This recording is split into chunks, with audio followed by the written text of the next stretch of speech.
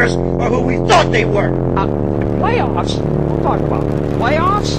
You just talk about practice. We sitting here, I'm supposed to be the franchise player, and we're in here talking about practice. NFL reactions with the Sports Memory.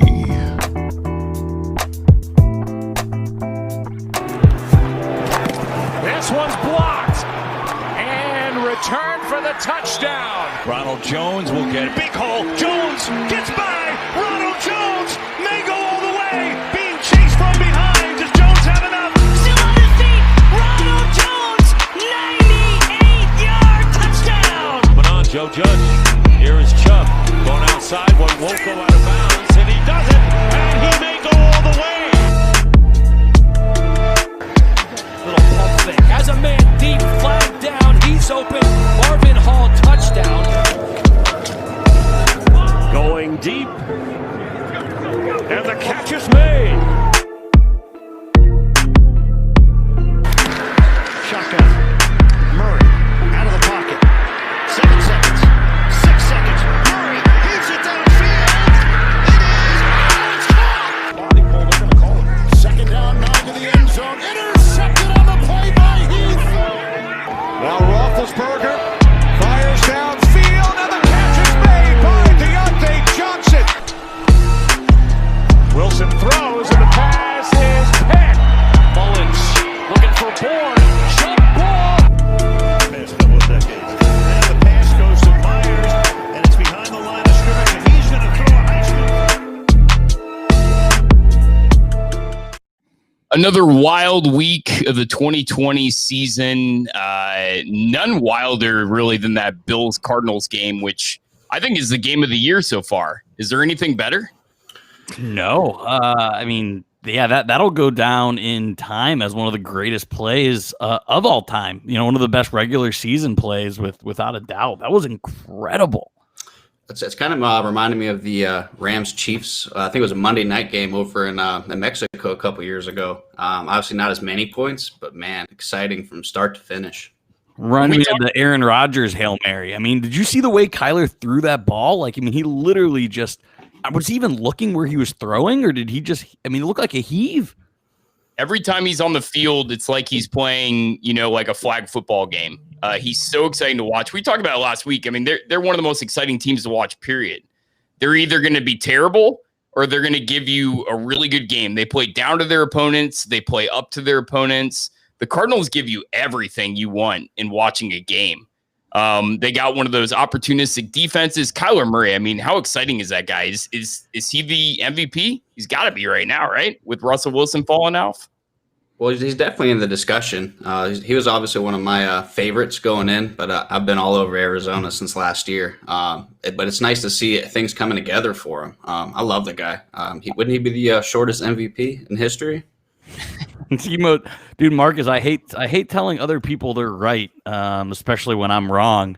But you are all over this Cardinals team. You've been all, like you said, you've been all over Kyler for now a season and a half. So, great call on your part. But, I still think it's going to be whoever has the better record between the Steelers and the Chiefs. If the Chiefs go 14-2, 15-1, I think Patty Mahomes is going to get it again. I really do think Kyler is in the running, and it's going to determine, like Marcus said, Kyler's in the mix. But I think team success is going to have a lot to do between the Kyler, Russ, Rodgers, Mahomes, Roethlisberger group. I think that group has definitely solidified itself as the 4 or 5 teams there.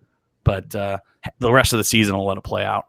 Well, I think what's getting buried in all this is how good Buffalo played. I mean, Buffalo went into Arizona, almost won the game. I mean, if not for that Kyler Murray play, we'd be talking about the Stephon Diggs play, the incredible, fourth quarter comeback touchdown that Josh Allen engineered. And here we are talking about the Cardinals with this toss-up lucky play. I mean, they stole it.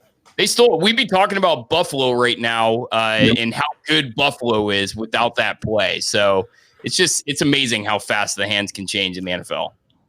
On both sides of the football, right? Buffalo started with some strong defense and some inconsistent offensive play. I think it really speaks volumes to both teams to, say, hey, we're going to go up against some serious competition, but we're not going to just flop or, get upset or blown out. We're here to play. How hilarious is Kyler Murray when he scrambles around? Like, he's such an incredibly, talented, athletic guy. But when he runs, he looks like a little, he's like you almost just want to pick him up and give him a hug. Like, he's so tiny. When he runs, I'm always like, oh, that's adorable. It's those short, choppy little strides.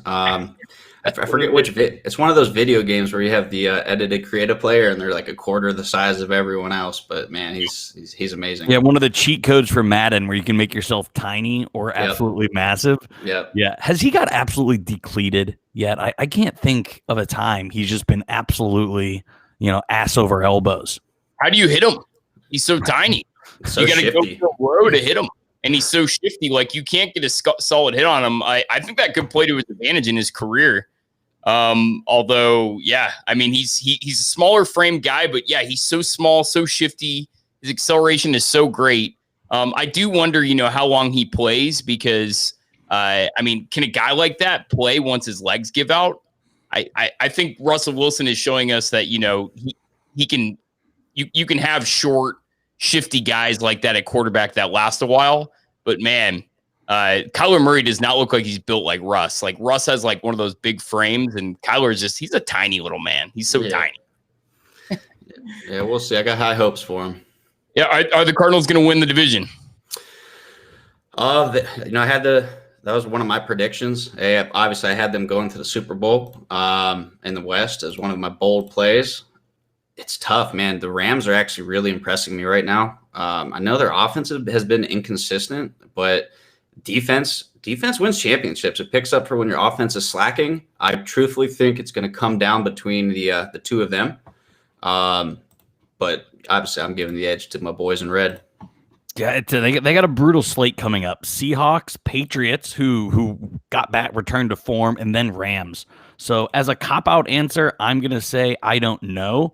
Gun to head, no. I think the Rams are the most impressive team, especially if you look at some advanced metrics. I like how the Rams are built a little bit better on a consistent basis than what the Cardinals can bring.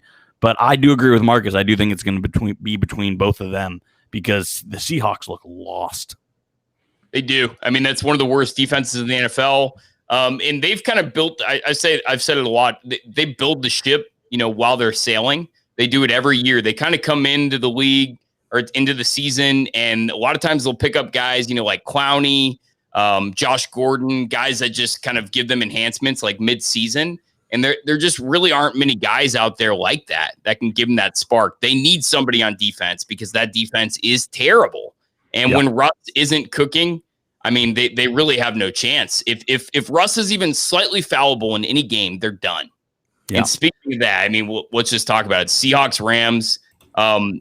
We talked about last week. The Rams, they had to win this game. They had to show that they can beat the Seahawks. And damn, they beat them, and they beat them well. I mean, it wasn't obviously a massive blowout or anything like that, but they beat them handedly. Yeah, can we stop talking about how the Rams have only beat the NFC East? Because they are showing that they can just compete.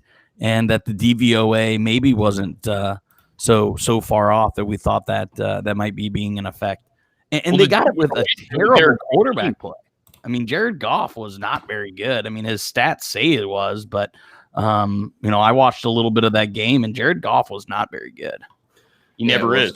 Well, it's the run game, man. They'd get down and punch it in, but guess what? That's where you're gonna win when it comes playoff time, when the weather starts getting a little weird. And that's why the Rams have been solid. The run game has been inconsistent, but they've got some players over there, and man, their front four on the D line is stout. Cam Akers with the most carries and the longest rush.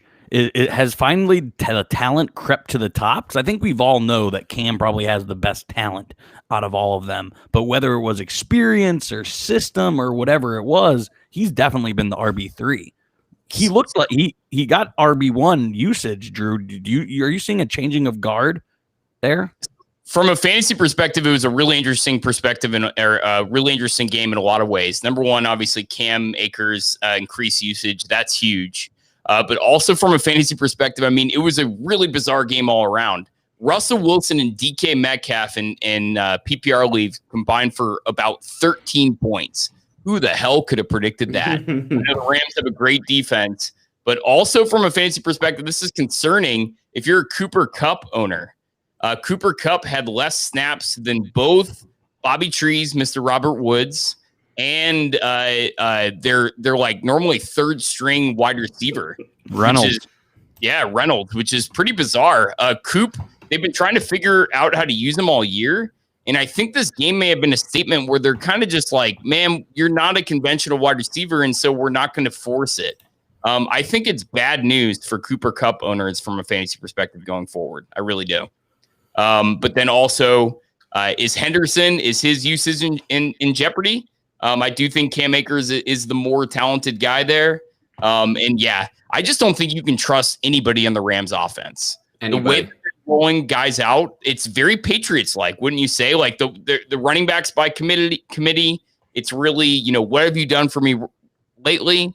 And they're constantly switching guys. Like, you can't depend on anybody there.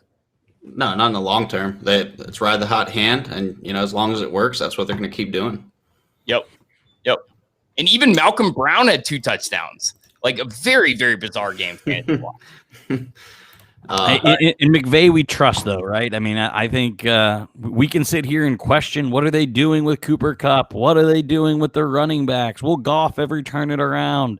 The answer is McVay's got to figure it out because he's superior. That's it. Play to your strengths. That's what they've been good at. People that counted out McVay last year, I mean, you just haven't been paying attention. The guy's an absolute genius. He's going to be in this league for so long. It's insane. I mean, 30 years from now, he will just now be hitting his 60s. Like, it's terrifying. The guy's going to dominate the NFL for so many decades. Another, I think what's kind of interesting is there's so much like parity in the league. Like, there's a lot of really good talent, quarterback talent, just team talent. Kind of makes, I still hate it, but it makes you think that no one's really going to be able to compete, I guess, with the titles that the Patriots were able to pull together that run, because there's just everyone's so good everywhere, man. Yeah, I mean, McVay's like, I mean, I know it's early, but he's like Steve Jobs, right? There's going to be some product launches that fail, but mostly he's going to continue just to churn out good product over good product over good product. He's someone you can absolutely trust. And it's coming together at the right time of the year for him. Yep. So Tampa, Carolina. Tampa, obviously, they did exactly what we predicted last week. They came back. Brady got his revenge game. Man, ever playing Brady the week after he loses, it's always got to suck. If only they could lose every year in the championship game and then go just destroy in the Super Bowl. Brady looked great for a 43-year-old quarterback. Dude, AB looked good. Rojo, I mean, that offense is clicking. The defense, we already know how good it is, but when that offense is clicking, that team is unstoppable. Yeah, it's actually scary watching old Big Gronk get involved and consistently making big plays. There's just, you can't guard one person on that team. Very difficult, very scary. It's actually like a scary offense. And they'd be smart to do what the Patriots did for so many years, where they kind of monitored Gronk's snaps throughout the season, and then they unleashed him in the playoffs. So the Patriots did every year. They would keep him out of practice almost every week because he's got those back injuries. When he's playing at full force, they're almost unstoppable. They're a terrifying team. Yeah. The story here for me is Ronald Jones. The Carolina Panthers are a terrible defense, 27th by DVOA. But even if you take out the 98-yard run, sometimes these big runs can inflate numbers. He still went 22 for 96. That's still almost 4.5 yards a carry. So that's the bigger story for me, because if they cannot be one-dimensional, then this is a whole different team, in my opinion. So that's the story to monitor, especially as they go into next week. I'm sure we'll cover it because I think it's the game of the week next week, Rams at Buccaneers.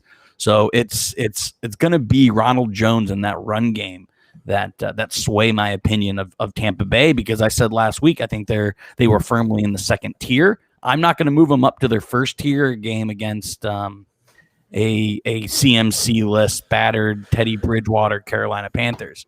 So well, see, you actually, for me, their defense hasn't really played as good as I'm expecting them to. They've got the talent, man. They're showing flashes, but they've really not been good as a whole. Giving up almost 30 points to the Panthers isn't really acceptable. But it's been over and over. They haven't really shut anybody down, kind of like when the Saints took them down the previous week. I think that's their big concern. But, man, Monday night's going to be exciting. But, guys, how about all the primetime games we got this week? Thursday, Sunday night, and Monday night?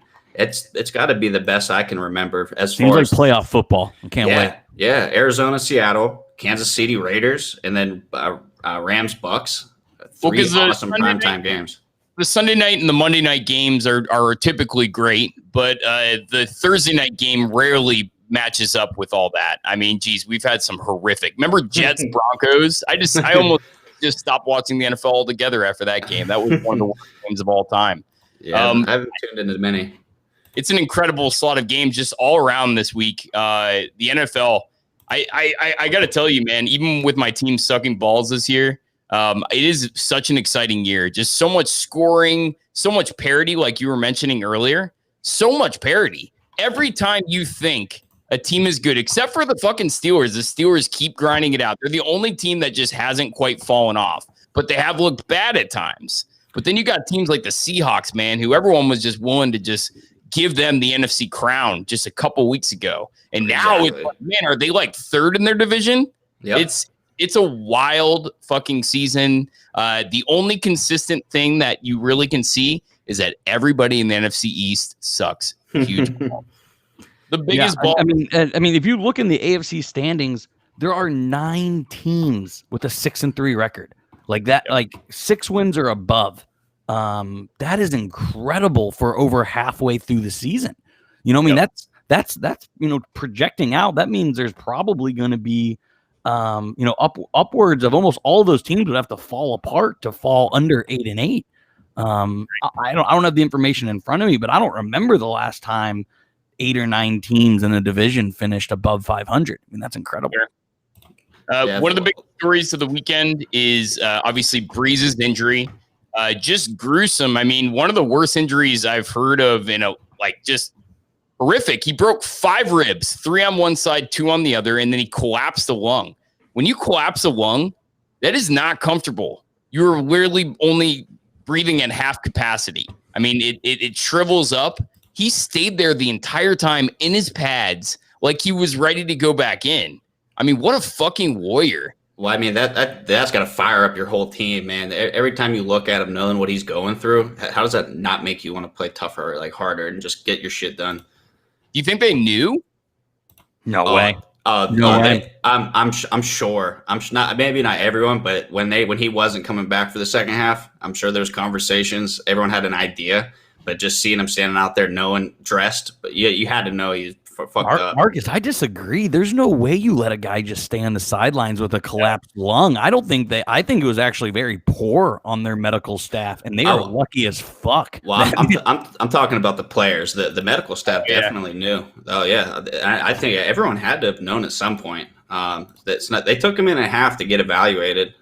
Maybe they knew it. Like they knew everything. I don't know, man, because a guy collapsed a lung in my dorms my freshman year. And like an ambulance had to come. They had to like help him to breathe and stuff. It's a pretty serious injury. But with the Saints and Breeze being out, I mean, can the Bucks take the division, number 1? And number 2, can the Saints do exactly what they did last year with Teddy Bridgewater? Can they continue to win games without Breeze? I do, mainly because they're starting to come together as a whole. They're starting to get healthier. The defense is clicking.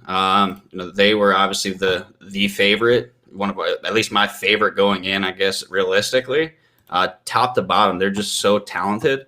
And I'm actually really excited to see what Jameis does with this team and that system, assuming he gets the starting role.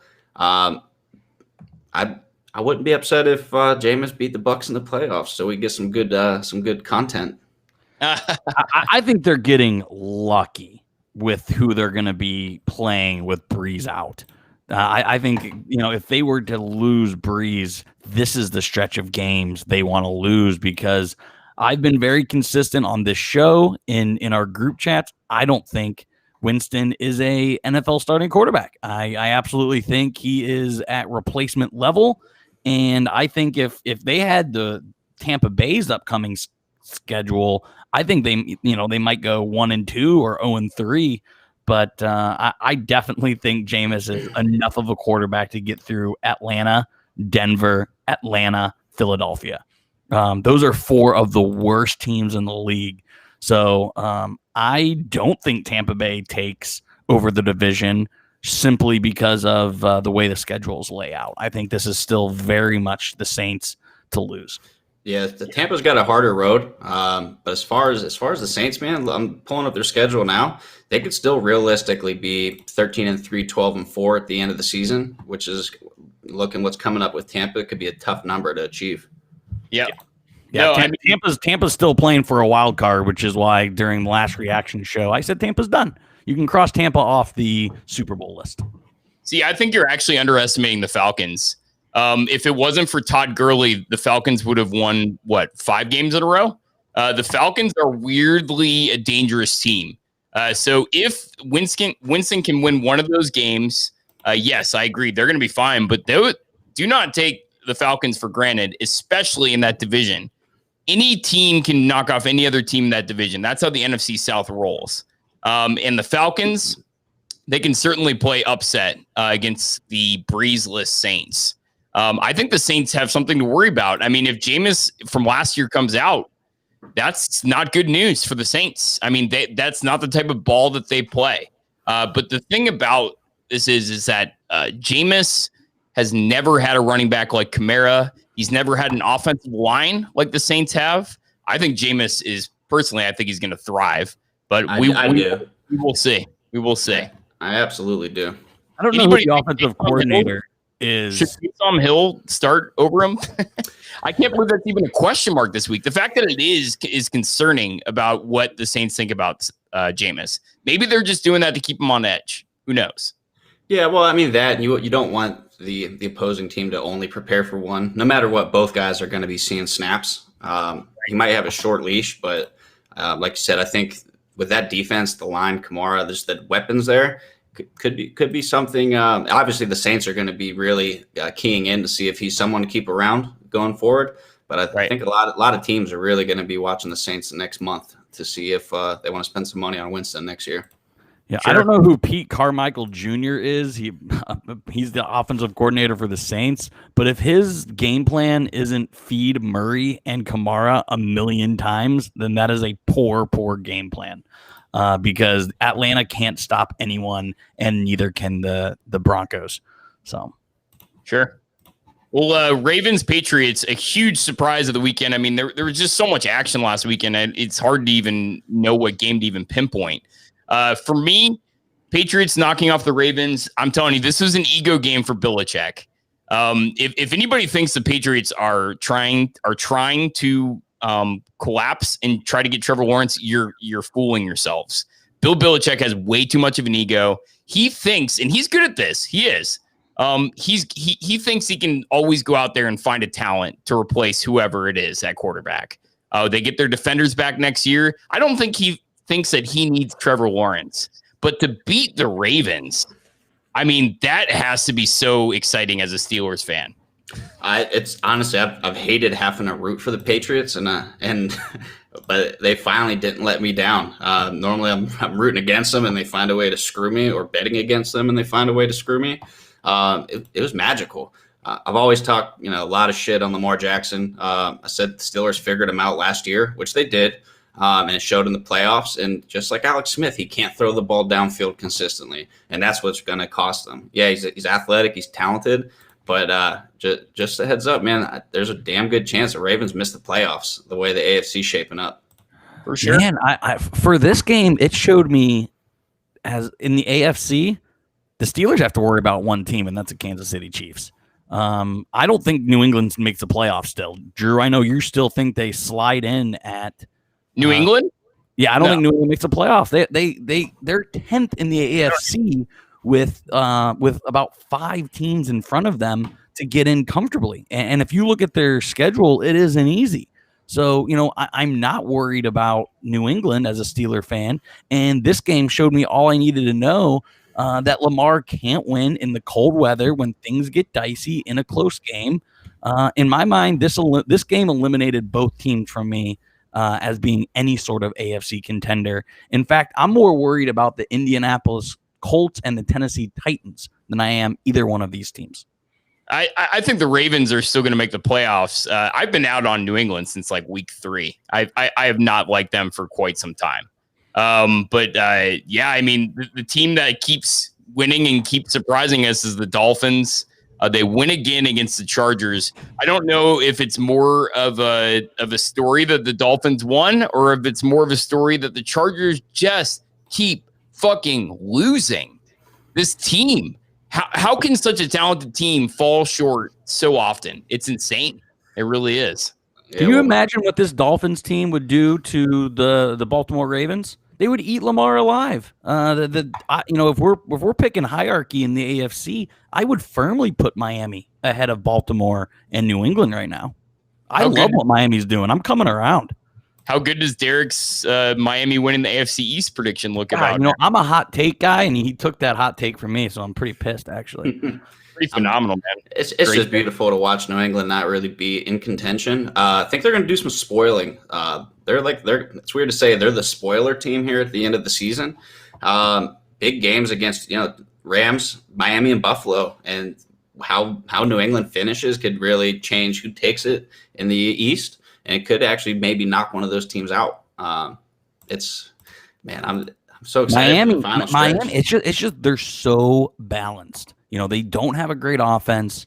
They don't have a great defense. I mean, they're not top 10 in DVOA in offense or defense, but they're just solid. There really isn't any there's no weakness in special teams.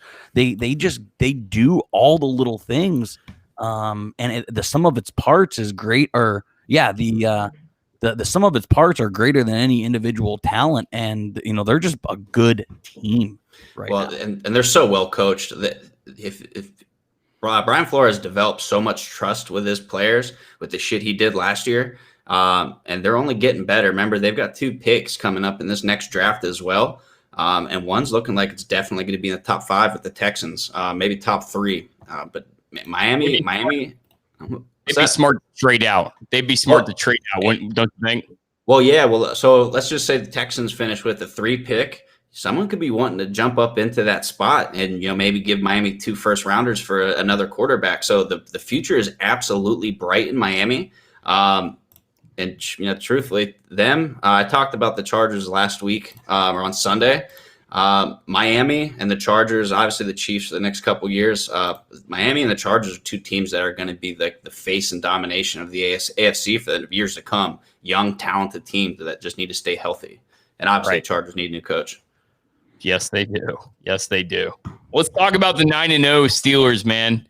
I don't think, anybody that was fooling themselves into thinking that I saw a lot of Bengals fans coming on our Facebook group saying that the Bengals were going to win. Yes. I talked about this on Wednesday. Yeah, I mean, come on now. The Ravens have been blowing out the Bengals. There was no chance of that happening. It wasn't just the fans, man. I mean, I said it on the show last Thursday. Pundits on NFL Network were saying this was ripe for an upset game. I mean, it was a sexy upset pick, and it was people overreacting from the Dallas game is what it was. I mean, this defense is just it's a Super Bowl winning defense. It really will. I mean, Joe Burrow was putting up historic numbers. They made Joe Burrow look like Mitch Trubisky. I mean, Burrow didn't know what to do. It was the worst he's ever been in the pocket. It was the most indecisive. He was missing high. He was missing wide. I mean, Burrow looked out of sorts, and it was the first time he's really looked out of sorts. And I don't think that's not a diss on Burrow. That's an extreme compliment to the Steelers defense. What I like, obviously, I talk a lot of shit about the Steelers and things that they do. I'm very happy with their performances. Now we're coming on 3 straight trap games in a row: Dallas, Cincinnati, and Jacksonville coming up this weekend. what I like is they usually, other than playing down to opponents, they lose a handful of those games against bad teams, equal teams. They just find ways to lose. For what's nice that I'm happy to see is they're finishing games. So it's not always pretty, but they're coming out with wins, and you're finding different gritty ways to do it. And that's the difference between playing at home come January time or, losing on the road to, a team that you just need the home field advantage for. I got a question for both of you, because I know you're both degenerates, and I saw this on Twitter today. If the Kansas City were going to Pittsburgh for the AFC Championship game, what would the line be right now by DraftKings? Marcus, I was going to say Chiefs -2.5. Okay, Drew, what would you say? Steelers 1.5. If it's in Pittsburgh, yes. I think so. It's right in the middle. Chiefs a 1-point favorite is what DraftKings would put that game at right now if it was tomorrow, which just blows my mind that they would have the Chiefs, who everyone thought was going to be the bar none best team. That shows you how real they think the Steelers are. So it's shaping up to be a really, really fun second half of the year between those two teams that I think have distanced themselves. While the NFC still wide open, I think the AFC is about as predictable as it can get right now. Yeah, agreed with that. Obviously, the Vikings take care of business in one of the ugliest football games of the year. Somebody has to lose, Drew. Somebody has to lose. I mean, Kirk Cousins, his first Monday night game, I mean, that's really the storyline of this. Out of 10 games, he wins 1. And the announcers were kind of awkwardly talking about it. It's like, a lot of people think it's unfair to say that. 9 games is a large sample size. It's not a small amount of games. At some point, it is a trend. So he got that monkey off his back. I don't know if you were watching the game towards the end. He was celebrating like a dork at like 2.5 minutes out. He really was excited. I felt good for him. Last year when he beat the Cowboys in Sunday Night Football, that was the first primetime game period he had won. This is a guy that's just been embarrassing in the spot. As a Vikings fan, it was good to watch, but man, if you can barely take care of business against what I think is a really bad Bears team, I still don't think there's any need to get excited about the Vikings. See, I do. That's where I disagree with you. And obviously, that's your home team. I still see the Vikings getting into the playoffs. That seventh seed is going to be huge. We definitely know there's only one team coming out of the East. The Vikings are still well within it. Keep cohesion. The defense just needs to play solid and continue to play solid. Dalvin stay healthy. I absolutely see the Vikings getting a wild card win. So here's my question, and this is why I can't say the Vikings are going to get in, because they have to get over one of these 3 teams. They have to get in over Seattle, Tampa Bay, or Arizona. And I just don't see them getting in over any of those 3 teams. I think it's going to suck, Drew. I think you're going to end up getting 8th or 9th in the NFC by a game. And I think it's going to be a really brutal beat, because I do think you guys are going to probably fire back to get to 8-8 and 9-7. I just can't see one of those teams completely falling apart. See, I disagree. There's some tough schedules coming down the stretch, and those 3 teams are probably going to keep splitting as the season goes on. It'll be close, but out of those 3, then I know you're not picking your boys in Arizona. So are you picking Seattle to fall out? Because I think right now they're the most likely out of those teams to fall out.